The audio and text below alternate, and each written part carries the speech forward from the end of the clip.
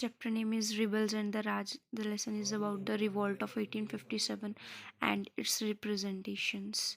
So we are going to start it from here. Late in the afternoon of 10 May 1857, the sepoys in the cantonments of Meerut broke out in the mutiny. तो 10 मई 1857 का time था जब सपोइज मतलब भारतीय सैनिक cantonment मतलब military camp में से आते हैं। मेरठ के सिपाही हैं एक ग्रुप ऑफ सोल्जर में आते हैं। It begins in the lines of the native infantry. Infantry का मतलब होता है जो सोल्जर होते हैं जो पैरों के बल पे सेना से मतलब ऐसे लोगों से लड़ते हैं। स्प्रेड वेरी स्विफ्टली मतलब जो सिपाही थे भारतीय सिपाही थे और जो कैंपों में लगे हुए थे वो बहुत ही धीरे धीरे फैलने लगते हैं। To the cavalry and then to the city. Cavalry मतलब जो घोड़े पे बैठ के सैनिक लड़ाई लड़ते हैं उसे कहा जाता है। And then to the city मतलब धीरे धीरे लड़ाई बढ़ते हुए सिटी की ओर आ जाती है। The ordinary people of the town and surrounding villages join the sepoys. जो भारतीय सैनिक थे उनको गांव के आसपास के लोगों ने और टाउन के लोगों ने भी ज्वाइन कर लिया उस लड़ाई में। The sepoys capture the bell of arms where the arms and ammunitions were kept and proceeded to attack white people and to ransack and burn their bungalows and property। जो सपोइज थे उन्होंने क्या किया, जो मतलब बेल ऑफ आर्म्स होता है मतलब एक टेंट होता है, टेंट उन्होंने लगा लिए थे और उसमें आर्म मतलब जो भी सैनिक का सामान होता है बंदूक वगैरह रख लिए और उसको अटैक करने के लिए वाइट पीपल के ऊपर तैयार कर लिया। And to ransack and burn their bungalows. Ransack होता है सर्च करना, उनके बंगलो वगैरह और प्रॉपर्टी वगैरह पे सर्च किया और उनकी बिल्डिंग वगैरह को मतलब जलाने और ऐसे बर्न करने के लिए। Government buildings, the record office, jail, court, post office. Treasury होता है मतलब जो रेवेन्यू जो सरकार इकट्ठा करती है खजाना, उस सबको जलाने के लिए ख़त्म करने के लिए सेपोइज उसे ढूंढ रहे थे और उसे ख़त्म कर रहे थे पूरी तरह। Treasury etcetera were destroyed and plundered. Plundered मतलब लूटा। The telegraph line to Delhi was cut. जो मतलब सूचना देने वाली लाइन थी, टेलीग्राफ थे, वो सब उसकी सुविधा थी जो काट दी गई थी। एज डार्कनेस डिस्केंडेड मतलब जैसे जैसे अंधेरा उतरा, a group of sepoys rode off towards the Delhi. जो फिर भारतीय सैनिक थे उन्होंने दिल्ली की ओर चल पड़े। The sepoys arrived at the gates of the Red Fort early in the morning on 11 May. सुबह सुबह जो सैनिक थे 11 मई को रेड फोर्ट की ओर चल पड़े और वहाँ पे सुबह सुबह 11 मई को पहुँचे। It was the month of Ramzan, the Muslim holy month of prayer and fasting. और ये जो मंथ चल रहा था रमज़ा मतलब जो मुस्लिम द्वारा की जाती है अरदास और फास्टिंग मतलब जो व्रत वगैरह रखे जाते हैं और नमाज की जाती है जैसे।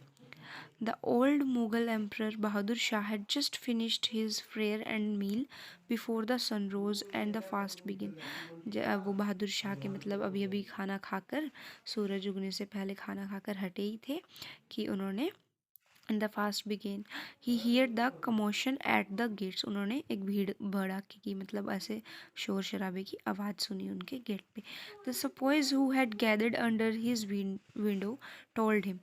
जो सिपाही थे जो उसकी विंडो के पास इकट्ठे हुए थे उन्होंने बताया, We have come from Meerut after killing all the Englishmen there। वो हम यहाँ पे आए हैं, सारे भारतीय हम यहाँ पे आए हैं ब्रिटिश जो वाइट मैन मतलब जो अंग्रेज हैं उनको मारकर। Because they asked us to bite bullets that were coated with the fat of cows and pigs with our teeth. क्योंकि उन्होंने हमें कहा था कि जो बुलेट्स होती हैं मतलब जो ऐसे बंदूक की गोलियाँ होती हैं फिर बंदूक कह लो, हमें ईट करने के लिए मतलब बाइट करने के लिए हमें खाओ जिसके ऊपर गाय और सुअर की चमड़ी चढ़ी हुई थी।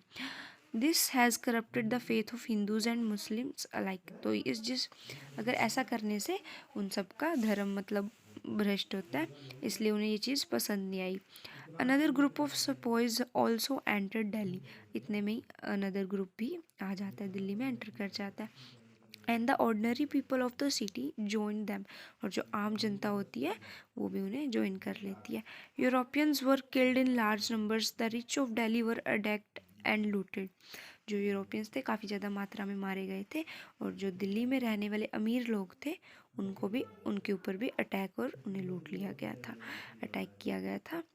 It was clear that Delhi had gone out of British control.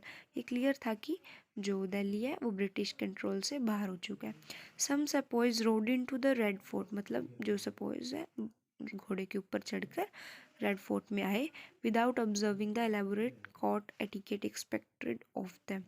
मतलब जैसे कि कोर्ट में रिस्पेक्ट से परमिशन लेके आना होता है, विदाउट उसके वो सीधा घुस गए कोर्ट में, उनकी मतलब जैसे रूल्स रेगुलेशंस है उनको फॉलो नहीं करते हुए सीधा कोर्ट में घुस गए। They demanded that the emperor give them his blessings surrounded by the सपॉइज।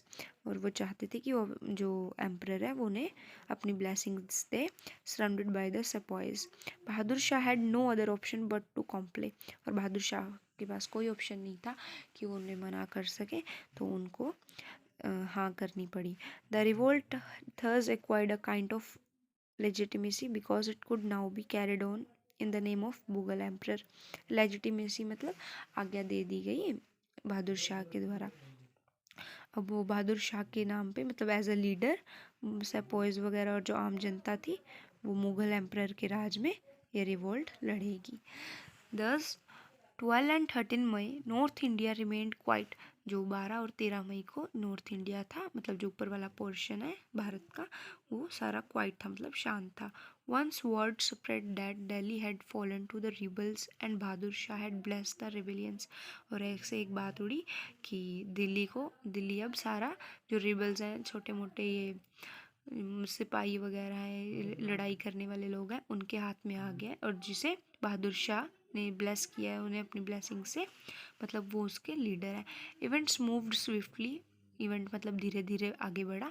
Cantonments after cantonments in the Gangetic valley and some to the west of Delhi rose in mutiny. मतलब एक के बाद एक कैंप के जो मिलिट्री कैंप के लोग थे आगे से आगे बढ़े, और जो कि कहाँ रहते थे, Gangetic valley. I don't know about its pronunciation, you can check it. Gangetic है या फिर गेंजेटिक है, so you can check it please.